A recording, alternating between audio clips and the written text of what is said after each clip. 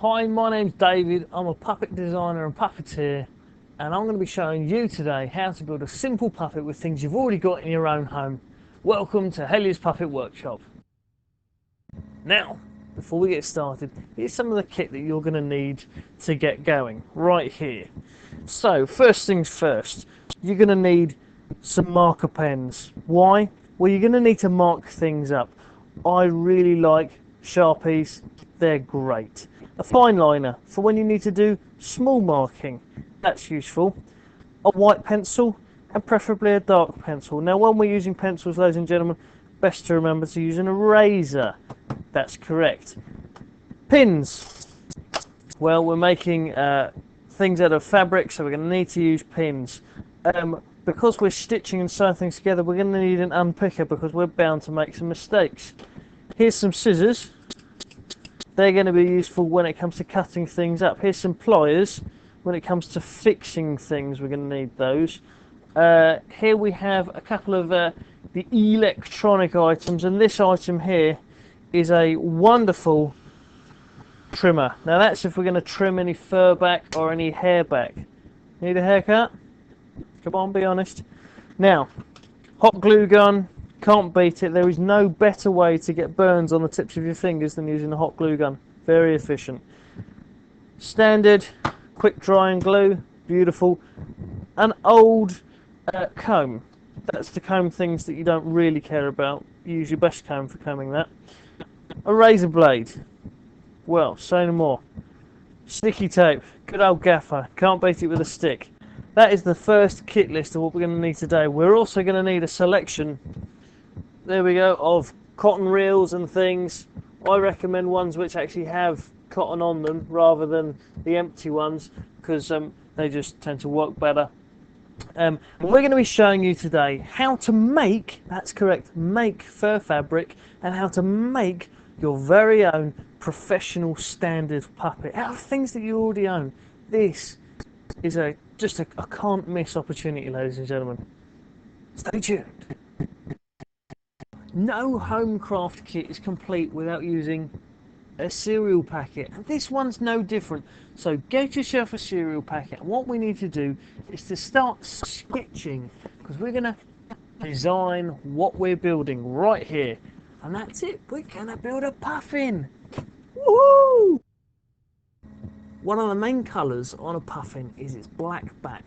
That lovely slick feathers that it has. It kind of looks, you can kind of make black fur fabric look like that. So what I'm going to do is take this piece of blackish fabric, okay, and because I can't afford fur fabric because it's very expensive, I'm going to make it. I'm going to get this cotton reel. I've got plenty of black cotton here, bit of a blank, and what I'm going to do is I'm going to stitch it through the fur, the fabric here to create fur. And I'm going to do one long stitch, one short stitch to tighten up, one long stitch, one short stitch to tighten up. What we're going to do then is we're going to cut through all the loops and the long stitches, so we leave the long tassels up and all the short bits anchor the fur on.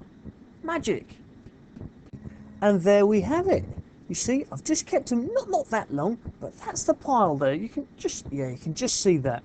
Okay, and so I've cut through all the loops, and this is the tassels just hanging on there. Isn't that great? Now we're going to need to dye some fabric for the beak of the puffin because the puffin's got a very striking beak. So what I'm going to do is I'm going to do a really cheap method of dyeing, and that's sorry. I'm going to buy some white fabric here, some white fleece fabric, and what I'm going to do is I'm going to buy some cheap socks.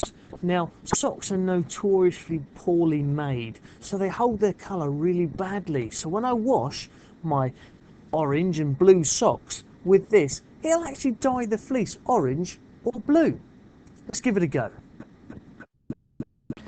Fantastic. Now, as you can see, that's the results. I've actually cut out the pieces that I'm going to use already, as you can see, but that has really come up well and much cheaper than buying expensive dyes, plus I get to use the socks afterwards. Bonus. Now I am aware that you can't all afford this sort of machine, because this is a self-stitching sewing machine, and what I'm going to do now is just use the foot control underneath, and as I press it, this will automatically drag the fabric through. You see, it stitches itself. I don't actually need to do anything. Fantastic. Now you can see that the self-stitching sewing machine has automatically given me the curve I need for the beak. What a wonderful job it's done stitching there, and that's going to look brilliant right up at the front of our puppet. So we've made our fur fabric, we've used our self-stitching sewing machine to sew it all together, and now we need to build the actual shape that we're going to stretch the fabric over. And for that we're going to use really tough, really hard-wearing insulating foam. Now the reason we use this is because it's going to hold whatever shape we make it into. So I'm just going to bend this round, and this is going to be the body. You come back in a minute.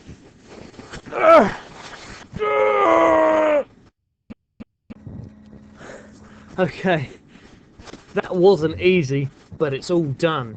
Now, the self-stitching sewing machine has assisted our construction process so much that we're actually now ready. We've got the body made out of our lovely blue foam, and we've now got the pattern robe. We just need to pull them together. Okay, so we're going to stretch the fabric over the shape of the body.